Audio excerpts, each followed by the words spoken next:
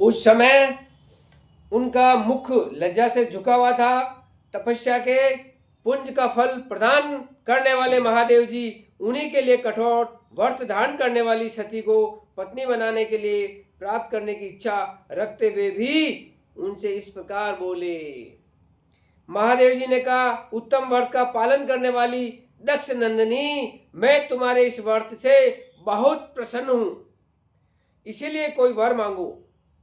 तुम्हारे मन को जो अभीष्ट होगा वही वर मैं तुम्हें दूंगा। ब्रह्मा जी कहते हैं, मुने जगदीश्वर महादेव जी यद्यपि सती के मनोभाव को जानते थे तो भी उनकी बात सुनने के लिए बोले, कोई वर मांगो।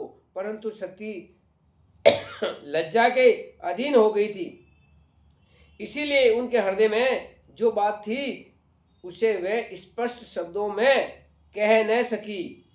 उनका जो अभीष्ट मनोरथ था वह लज्जा से आच्छादित हो गया।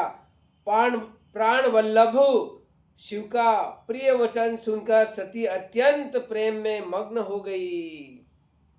इस बात को जानकर भक्त वत्सल भगवान शंकर बड़े प्रसन्न हुए और शीघ्रता पूर्वक बारंबार कहने लगे, वर मांगो, वर मांगो।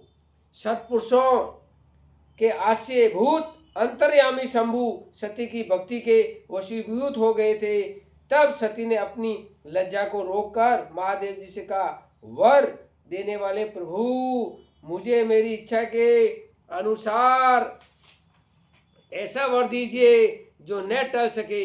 भक्त वत्सल भगवान शंकर ने देखा सती अपनी बात पूरी नहीं कह पा रही है, तब वे स्वयं ही उनसे बोले, देवी तुम मेरी भार्या हो जाओ।